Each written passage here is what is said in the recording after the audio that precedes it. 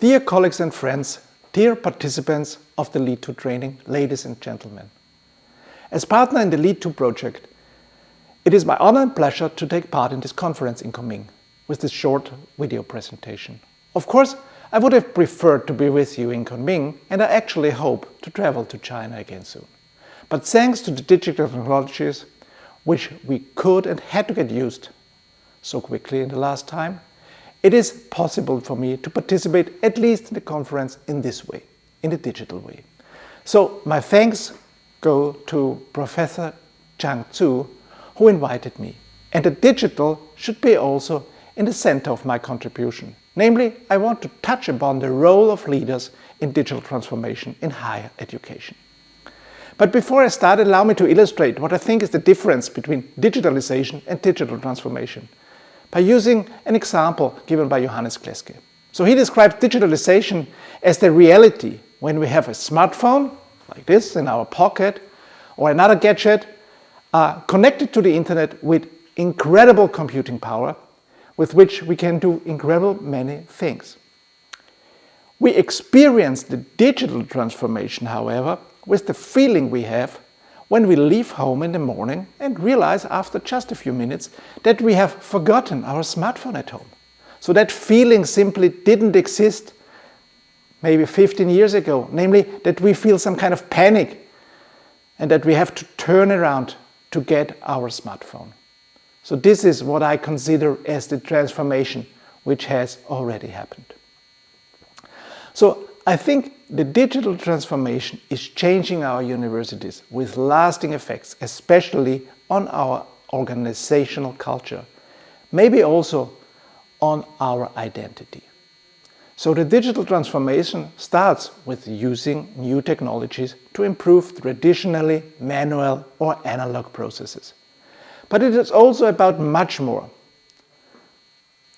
We are all experiencing how digital transformation has already changed large parts of our society. Digital media, communication have transformed our institutions, our working environments, the services and the production processes. Actually everyday life so much to an extent that maybe the terms analog versus digital have often become inadequate as a descriptive categories. Instead, they are almost inseparably interwoven in many areas of life and activities. And this also applies to most core tasks of processes at universities, as those institutions that generate and disseminate knowledge. I consider the digital transformation primarily as an opportunity that we as universities should use critically, reflectively, and with reference to our value system. Digital transformation can help universities to become more efficient, more innovative, and creative. The digital transformation is clearly not something that a university nowadays can avoid. Rather, it is about shaping this transformation process. I would like to elaborate on some challenges that the digital transformation poses on leaders and which leadership approach or style, in my view, seems suitable for overcoming them. The digital transformation has progressed at different speeds, depending on the sector. Let me mention the music industry, the hotel industry, etc. And the universities in general may not have seen among the pioneers, at least not visibly to the outside world. But their readiness, I would claim, has been there, and the drive for digital transformation at universities has been instrumental in enabling us to function relatively well as universities during the COVID-19 pandemic, and in particular, the way we maintained teaching. So, however, the digital transformation is not just about being able to respond to the recent or maybe perhaps future crisis. In research, the use of digital technologies is already part of everyday life. The applications range from digital archives and software for the analysis of empirical data to explorative research using large volumes of data. A similar picture tends to emerge in large parts of the administration and the organization of universities, where it has led to many improvements in administrative processes already. And the digital transformation at universities will continue to change teaching and learning, as well as the experiences of students and teachers in the coming years, necessitating in new teaching offerings that in any case should also reflect the ethical dealings. With the digital transformation, new fields of research and practices are opened up. The exchange of knowledge with society is really put on a new footing. Thus, the digital transformation truly affects all areas of the university. So, the rapid pace of which technology is impacting the practices and organizations is also creating uncertainty and needs to be considered and taken into account. I do think this is a special task for the leaders. So the changes in the structures, in the procedures, in the rules of core processes, they all require, let me say, the creation of commitment and acceptance for new changed values and everyday practices on the part of the teachers, the students, the researchers, support staff, in fact, all the stakeholders. And if we understand leadership on the one hand side as a kind of a relationship process, on the other hand, as a targeted exertion of influence that serves to achieve specific, say, organizational goals, then the role of and the mandate for action on the part of the leaders in this context for digital transformation becomes completely clear. I talked about readiness and would like to question it. So let me illustrate this by giving you some examples. In research, the availability of big data have led to a growing interest in methods for data mining, data processing, visualization of information. The size of the data volume, the speed with which the data can now be generated and processed, the diversity of types and format, but also the quality and added value of the data present researchers with an entirely new opportunity and challenges. This requires new competences, but also technical infrastructure. Topics in this context are also data management, fair data, open data, but also data science. So the question is, do we have the right policies in place at the university to deal with it? In connection with teaching, there will be tools which will allow students individualized learning paths. Learning analytics and predictive analytics will be used to better understand and continuously improve the teaching and learning experience. Is our faculty ready to use such tools to improve their teaching? Who is driving actually teaching innovation within the university? When students nowadays carry factual knowledge in their pockets with them on their own smartphone, the importance of traditional knowledge transfer diminishes and new understandings and roles enter into teaching. More than ever before, teachers are taking on the role of facilitators of individualized learning processes rather than that of conveyors of knowledge. And students, on the other hand, assume greater personal responsibility for their learning processes. Are our teachers ready for this paradigm shift? In administration, it is a matter of offering user-friendly processes and self-service tools to digitalize the analog processes, increasing the level of automation, having data available that can be used anytime and anywhere. Is the administration open to innovation without fearing for their jobs? And finally, the traditional task of a teacher, are now divided among several people with different competences and functions who jointly design the teaching.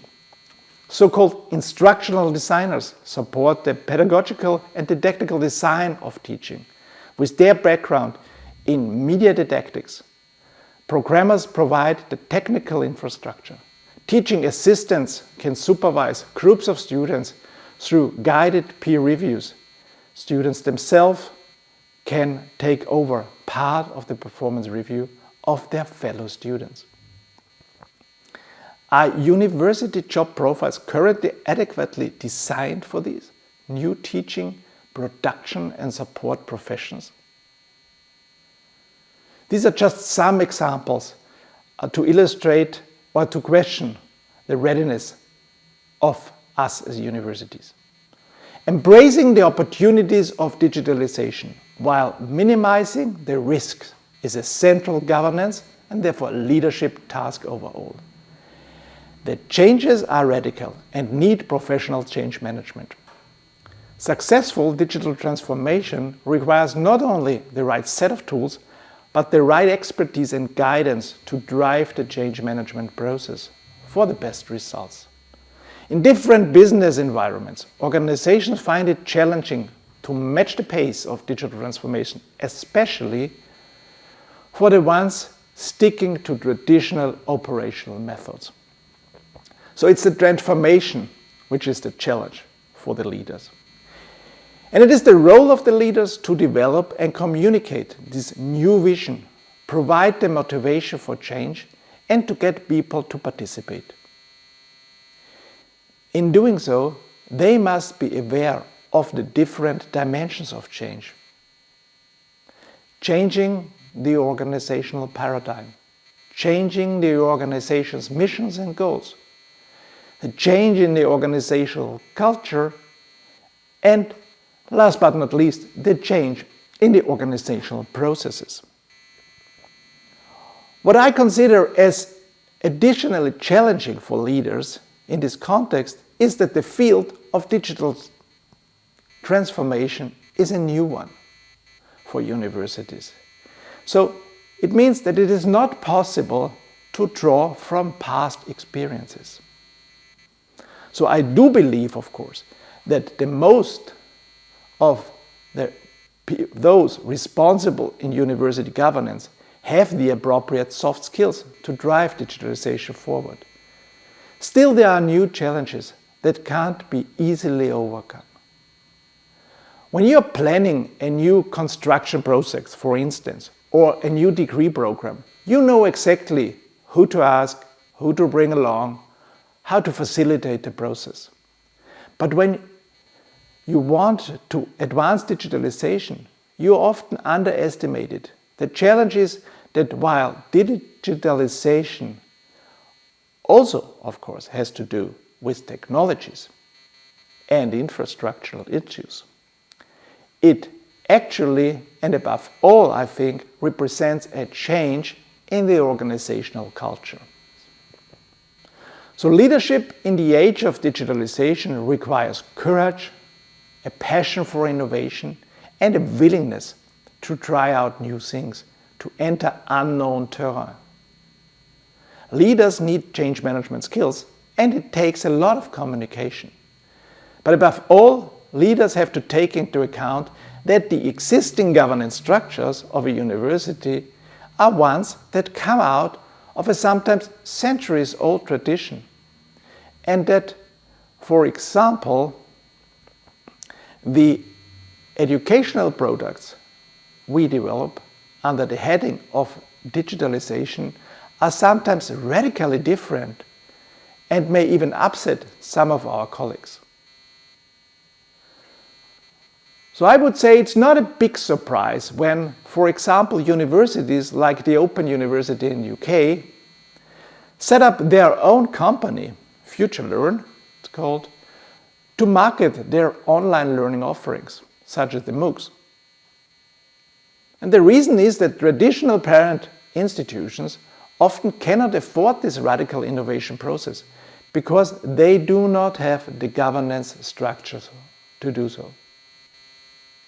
So communication again and participation are very important for you as a leader here if you want to take a traditional university with you, to get the people on board. Even if it sounds basal, how can we actually manage to get the digitalization on the agenda in a structured and regular way in our decision-making bodies? And not just leave that conversation, planning and thinking about digital transformation to chance. And that brings me to what I consider to be a key issue in universities today. How do we create a governance structure for digital transformation? Which kind of governance structure is suited for us to deal with the challenges we are facing? Just because I'm most familiar with, I bring an example of my own university, the University of Vienna. The University of Vienna has a history of more than 650 years. It is a comprehensive university. It is the largest university in the German-speaking world and among the largest in Europe. How did we deal with it? So we have now a vice rector for digitalization, a person in the top leadership team of the university who is dedicated to and also representing the topic. And we have started to build up a governance structure. So there is, for example, a sounding board that advises the vice rector and in which ideas are openly put up for discussions. In what we call open resonance boards, participants bring in their own topics, their own ideas, and discuss them with a broad dialogue group. These resonance boards are open for everyone within the university to join. But there's also what I would like to call a network of activists in which people exchange information about current digitalization projects and thus increase the institutional knowledge. Also, by the way, I would like to stress that this network of activists consists of people from academia and from the administration. Joining forces is crucial here. So within this framework, a diverse ecosystem of projects and initiatives for the digitalization is currently developing. And this ensures that the knowledge exchange and the feedback to the leadership is guaranteed. This requires open and trustworthy communication channels, and these to be established is part of the leadership role. It seems obvious that supporting digital transformation goes best with transformational leadership style, because this enables and supports all the stakeholders, the students, the researchers, the teachers, and the professionals in shaping the digital transformation within their environments. So following Bernard Bass and Bruce Avolio, we can assign the behaviors of a transformational leader to 4 categories. Individualized consideration. The leader takes the role of a consultant and facilitator, responding to the individual needs of the employees as well as to those of the different subject cultures and their strengths. Means accepting plurality, but also strengthening the learning from one another. Secondly, it's the intellectual stimulation. The leader tries to stimulate the creative and innovative abilities of employees, in particular by consciously supporting grassroots initiatives and colleagues feeling positively challenged to question, optimize, and rethink the given. Inspirational motivation. With an inspirational vision, leaders seek to increase the intrinsic motivation of their employees, to highlight the opportunities without being uncritical of concerns and risk. They can convey meaning and significance, making it clear what is worth investing with respect to time and energy. And finally, the idealized influence. The leader not only has the integrity and credibility, but he or she really lives digitalization, is open to new innovations, and thus become a role model for employees to follow. So let me finally mention one particular challenge related to digital transformation. We know that many processes in universities take far too long. But this is something we cannot afford with digitalization issues. The topic is too fast for that. Thus, in fact, all leaders must become digital leaders, drive the agenda within the scope of their areas of responsibility, and help to initiate this cultural change necessary for a successful digital transformation. So let me summarize. The digital transformation can help universities to become more efficient, innovative, and creative. To cope with the pace of change, all leaders must become digital leaders to help initiate the cultural change necessary for a beneficial digital transformation. And it is in our hands and responsibility to shape this transformation, this digital transformation. So it is time to say thank you very much for listening. I hope I provided some good food for thought. I wish you all the best for the discussion, for the conference, and I sincerely hope to see you soon in real. Please take care and allow me to send my greetings from the winterly Vienna. Goodbye.